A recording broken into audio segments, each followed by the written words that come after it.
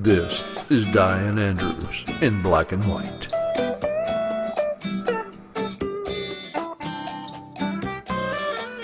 The issues you don't want to talk about. The arts and entertainment you need to know.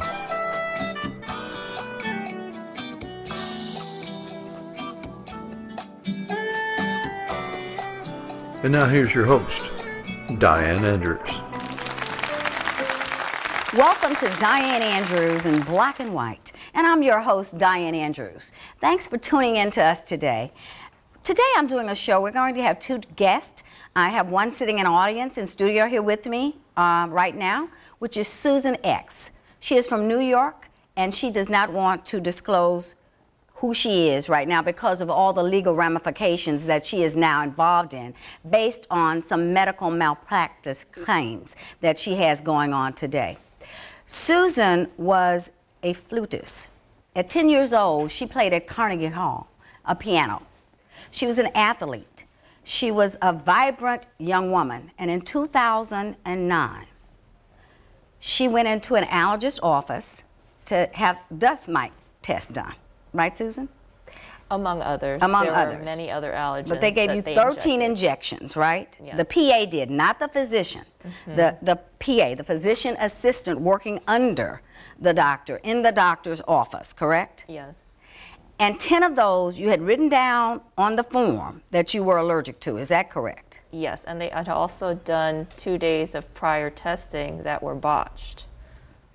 When you say botch, what do you mean, Susan? They did scratch tests and just testing for what you're allergic to. Yes, and the serums on the skin. And the serums were dribbling into each other. They were all mixing, so you didn't know what was reacting. So I was told to come in for a third day of testing to test for individual trees and weeds. And you were on Medicaid, I think, was part of the problem. Yes, I was on Medicaid at the time. I couldn't see my original allergist who did not accept Medicaid. He was a wonderful allergist, and so I had to find a new allergist. And this was your first time visiting this doctor? Well, the malpractice happened on the third day, but it was an accumulation. No, but I mean, this is your first time meeting the doctor, the PA. You didn't know them from before these 3 days? No. Okay. Yeah. So it was kind of your first time, and do you think maybe they didn't read when you filled out everything you're allergic to, that they didn't read it well because they injected you with 10 things that were poison to your system? I think it was a combination of many factors of negligence, not just that. Now, after this, tell me what happened and what the time that transpired before you got to the ER. Well, let me just give some background. Okay. I was actually on my way to medical school at the time. Right. I have some publications in orthopedic surgery and in neurobiology, very accomplished academically, went to an Ivy League college. And faced a lot of, because you're Asian and Korean, you had faced a lot of racial discrimination I've heard you talk about before, and you had to come through that as a teenager? Yes, I had to overcome that. I did overcome that.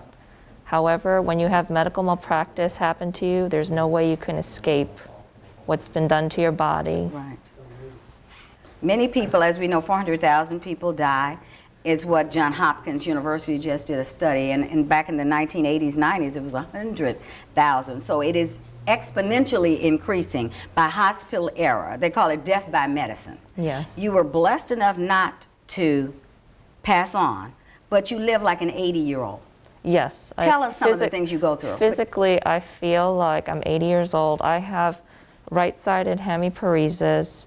I have poor circulation on the right side. I have a lot of swelling constantly on the right side, decreased sensation along the right side, decreased sweating along the right side.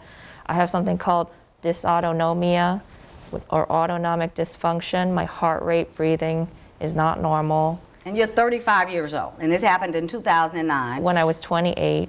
I was very young. You went into anaphylactic shock, cardiac arrest. Yes. And had a CVA, a stroke. I had ischemia to the brain. And what I learned is that it's a stroke in evolution. Stroke doesn't happen like immediately. Yours and didn't. then Some did, but yours did. Yeah, it's something that can happen over time. Right. And not only was the allergist and his PA liable, but the subsequent emergency room and the second emergency room I was sent to as well. Now, the EMTs, the doctor was not there. The PA finally called EMT. You had fainted, is that correct? Or tell me what your body did. I passed out after she gave me the 13 injections. There was a desk to my left. I passed out on that. She left the room, was on a cordless phone looking in at me about 20 feet away, did not touch me, did not move me. I couldn't hear what she was saying on the phone.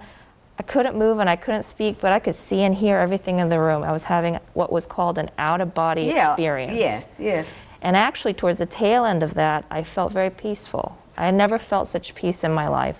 Do you think you were almost dying? I was, yes. You're almost dead. You were dying. Yes, my organs were shutting down.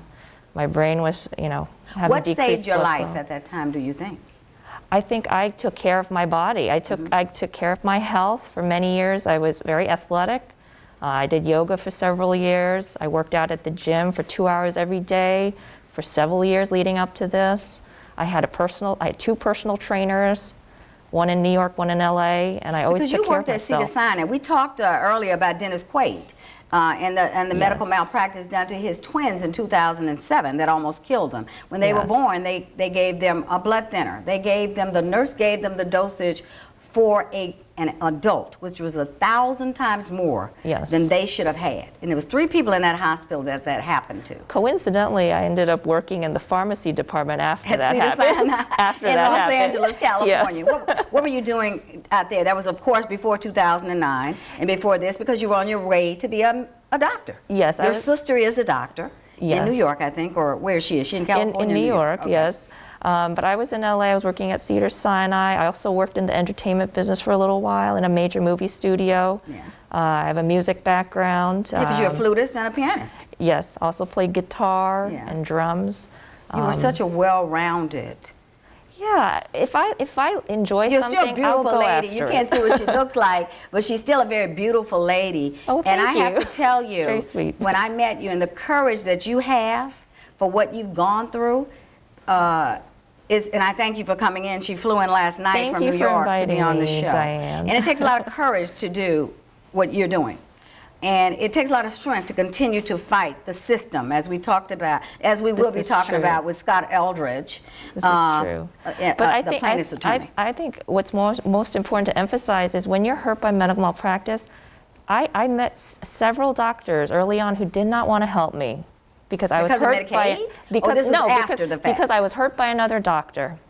They wanted to keep silent. I had doctors tell me, I'm not going to put this in writing. I will tell you verbally what happened to you, but I will not put this in writing because I don't want to be called in for a deposition with a lawyer's office. And I think when we talked to attorney Scott Eldridge, I've heard him say those words before also. I think he'll say that too. And these doctors know that there are statute of limitations. There's a time limit in when you can bring a case. And if no doctor is going to stand up and put it in writing, you will never get justice. Now, how many years? You've been fighting this since 2009. 2009, yes. 7 years. Yeah, for 7 years. And also, in my situation, the PA's husband, there was some background research done on him, is a personal injury attorney. In New Jersey, which is a state right next to New York State. So while I was struggling to find which doctors to get help from, and they were turning me down, her husband's probably on the phone calling these lawyers, making deals. And so then you had a problem getting a good lawyer. Yes.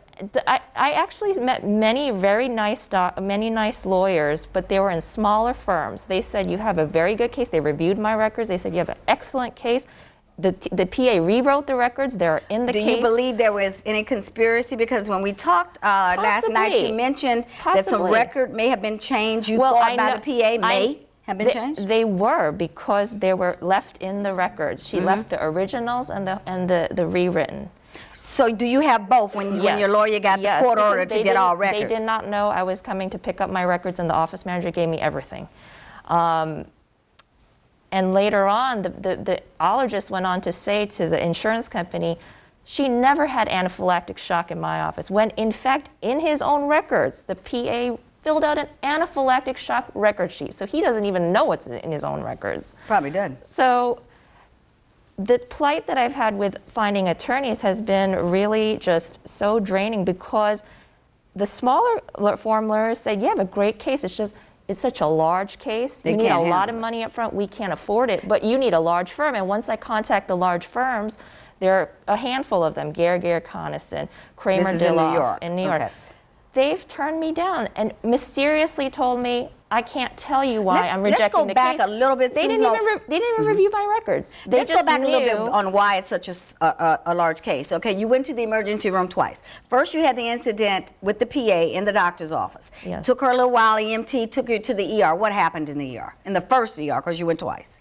I was so out of it because I just had cardiac arrest and stroke. So I'm laying in the stretcher. I got triaged by the nurse. After that, nothing happened for 5 hours. I was there for 5 hours. No nurse came by, no doctor came by. I was fully clothed in my winter clothes and my winter jacket. Nobody did a check. What month was this? This was March, very cold in New York. In New York, yeah. Very, very cold. And no doctor, no nurse came by. And I later found out that the PA had called the ER and told them that I had a skin reaction. And she wanted me to be monitored by the ER. And so that's all they were doing? Yeah, they believed her. Yeah. They did not independently verify. They never took your vitals? Yeah. EMT didn't take your vitals in the ambulance over to the ER? They took it while I was in the How low office. had you bottomed out?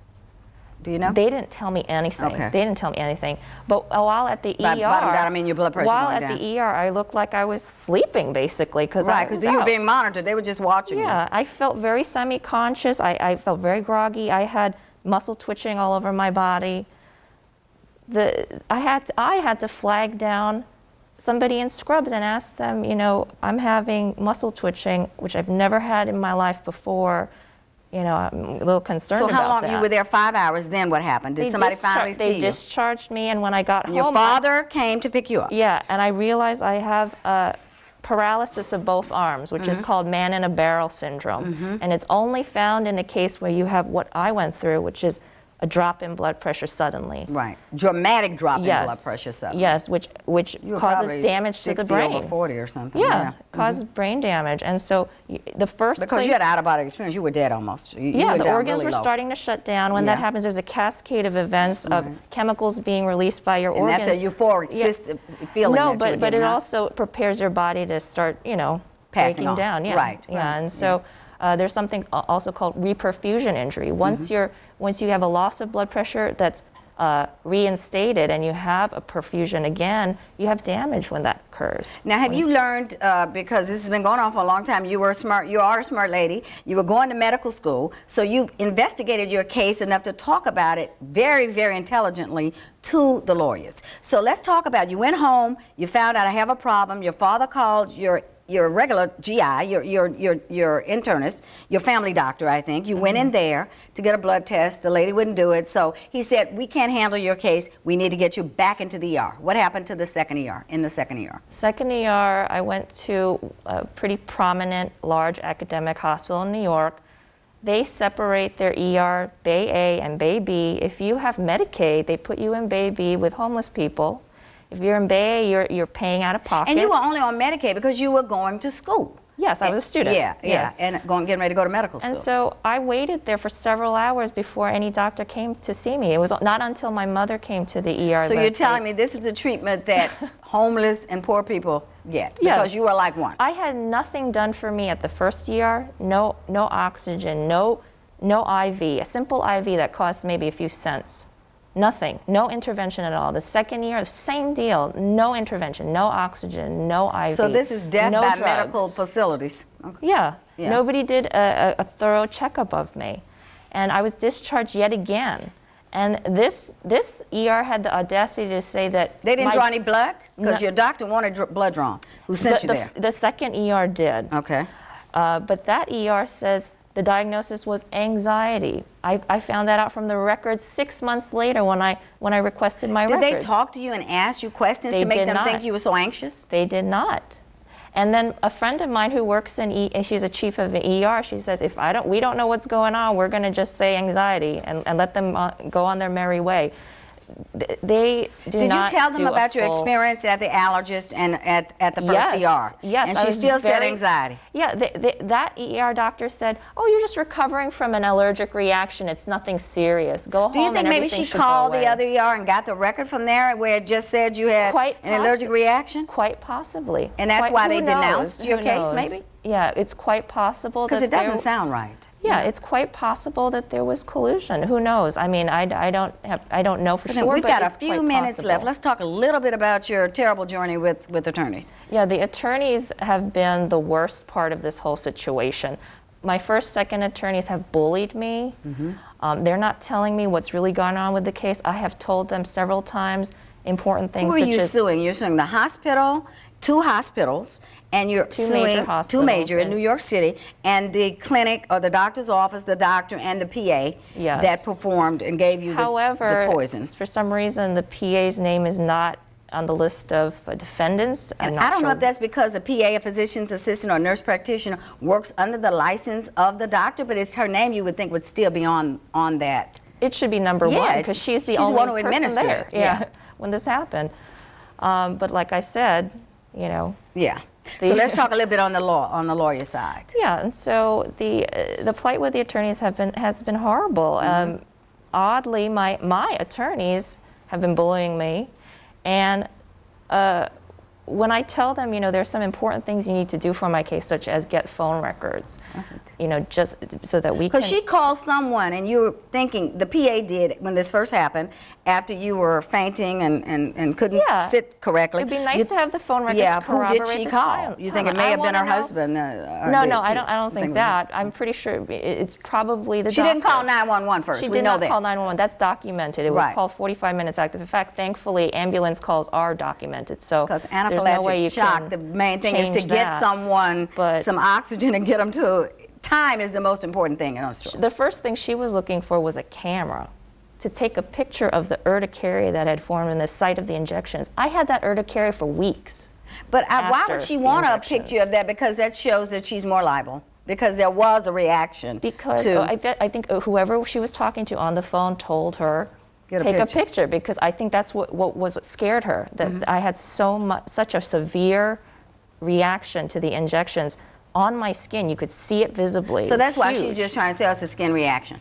Is that what she's trying to say? Yeah. And if she had a picture, maybe this proves it's only a skin reaction. It doesn't make a lot of sense. I think because you're fainting. In the moment, the person was telling her, take a picture of it. I'm not sure what the purpose of that is, because there was a Did she take it with her issue cell going phone? on. Did she take a picture? She was looking for an actual old-fashioned camera. Okay. I saw her take it out of the drawer. She was opening all the drawers. She probably had no film. She didn't know where it was. The person told her, go to the desk, take out the camera, take a picture of it. So she was opening all the drawers. She took out the camera. She didn't know how to work the camera. She dropped it on have you the had desk. any success except with disability?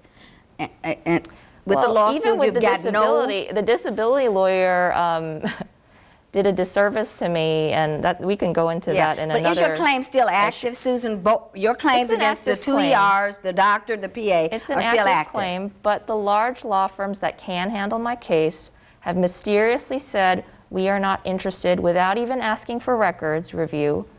They somehow know about my case already, because all the medical malpractice lawyers in New York, they know each other. They go to dinner together. They go to dinner with the judge. They're all friends. Right. And It's if a tough industry. If one They know lawyer each says, other. oh, that's not a good case, then everyone else will I'll tell you what will we're going to agree do. and We're not going even to get bother you to look into We're going to it. get you in contact with Scott Eldridge, who will be next. I'm Skyping him in, and maybe we can get a conversation going with him, and maybe he can lead you to some other attorneys. And I think you want to ask people also.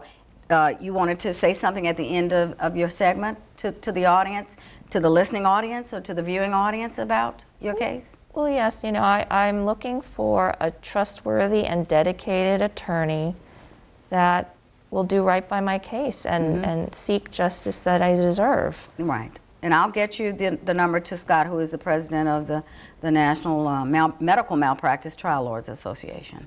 So thank you very much. We're going to go to our little break, and we'll be right back. Thank you, Diane. Thank you for being courageous. Thank and you. keep the faith. I will. Thank you.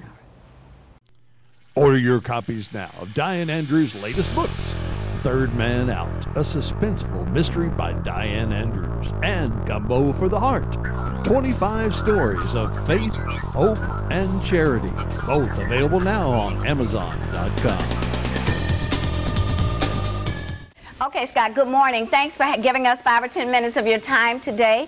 As you know, we met at the Code Blue Summit in Galveston, Texas, concerning medical malpractice, which you are an expert in. In fact, you're the president of the National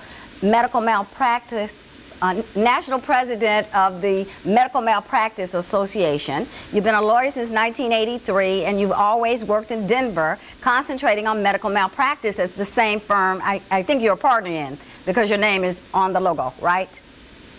That's correct, Diane. I handle cases all over the country, but our prime office is in Denver, but we have offices all over the country. I appreciate you being here. What I wanted to let's talk about 2 questions, because I know you're short on time. Tell me what medical malpractice is. Diane, the simplest answer is that medical malpractice is when a physician has acted inappropriately.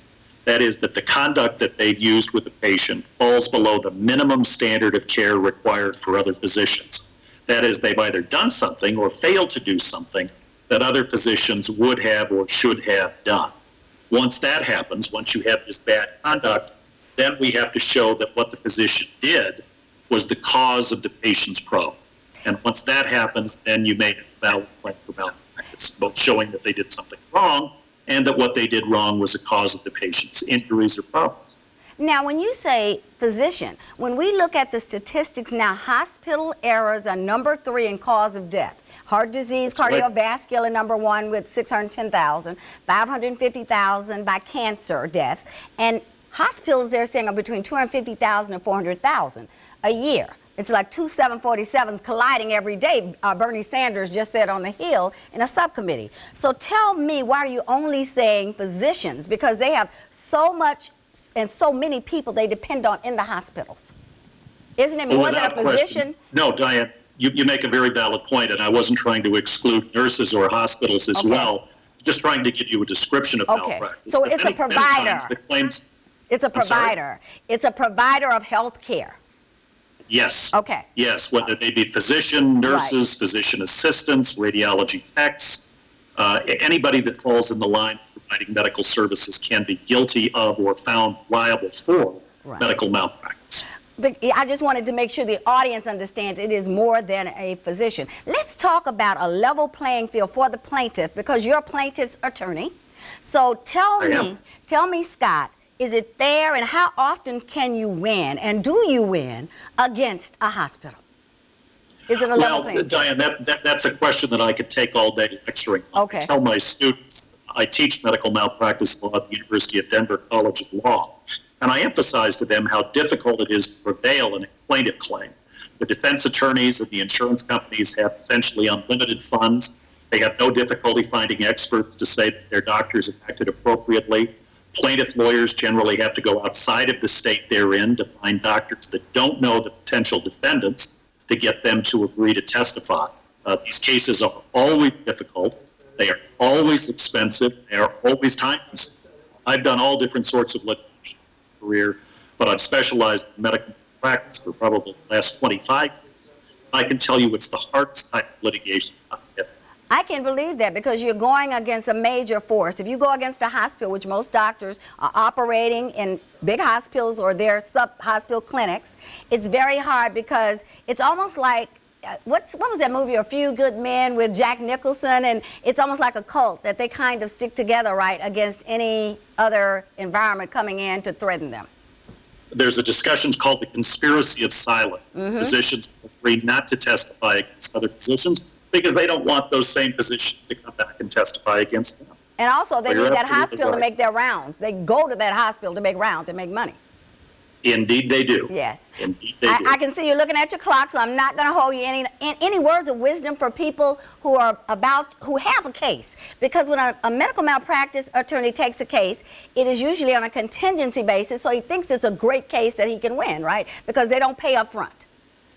Diane, the most important advice I can give to your viewers and to your listeners is to find a lawyer that specializes in medical malpractice cases. Because, as I said, these cases are very, very difficult, and they have issues that other negligence cases don't have.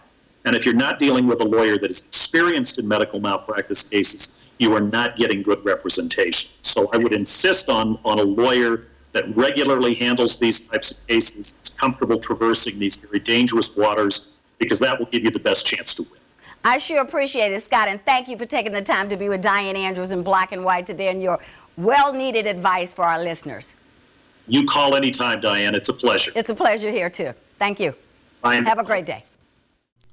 Order your copies now of Dianne Andrews' latest books, Third Man Out, a suspenseful mystery by Dianne Andrews, and Gumbo for the Heart, 25 stories of faith, hope, and charity, both available now on Amazon.com. Thanks for coming back to Dianne Andrews in Black and White. People that keep up with Dianne Andrews know at the end of a lot of my shows I light a light candle, and it helps to motivate me, and hopefully it helps to motivate you with words of wisdom. After a show like this one today, I think we really have a lot to say, because my mother was a victim of medical malpractice. She got E. coli in the hospital. So it's a very close subject to me. You don't get E. coli from food. She had been in the hospital here in Baton Rouge for about a month. She had had an amputation. She had a wound vac on, and the wound vac was compromised, and they slapped it back on after she had had a bowel movement. And a day later, she started vomiting. It was a terrible death, nausea, vomiting. And my ex-husband was her physician, and by the time they got the test back, she was almost dead, because it takes about, E. coli is not something easy to determine. And because who gets E. coli in the hospital, but salmonella and E. coli are in our waste. So it's a very dear subject to me, and that's why I thank you again, Susan, for being here. But when I was a little girl growing up, and my home people out there in Rouge, Louisiana, little bitty town, and up in northern Louisiana. And I want to thank my good friend, Pam Hurd from Fort Lauderdale, Florida. She knows I light a white candle. Last year, or that was in March, we did the check washing show. Pam Hurd was the lady who came in for check washing. She sent me a D and an A to light my white candle with. But when I was in, and thanks Pam, and I know you watch all the shows over there in Florida on YouTube. You can catch me on youtube.com/Dianne Andrews. You can find the channel for the YouTube if you miss us in the 3 million homes we go to in Louisiana and Mississippi. But when I was a little girl growing up in Rouge, Louisiana, a show came on every Sunday. And it said, if everyone lit just one little candle, what a bright world this would be. And I think when I illuminate this white candle, you know, it brings about a calming and a peace to me. And I hope that people do that out there. This is the holiday season. We have so much to be thankful for. No matter what you're going through, you have an opportunity to change it and make your pledge to yourself and to the world to help the world and help yourself be a better person. And at the end of the day, what we all are looking for is love, whether that's love from a partner, from an animal, from co-workers, a husband, but make sure we find love and give love. Thank you very much. See you next time on Dianne Andrews in Black and White.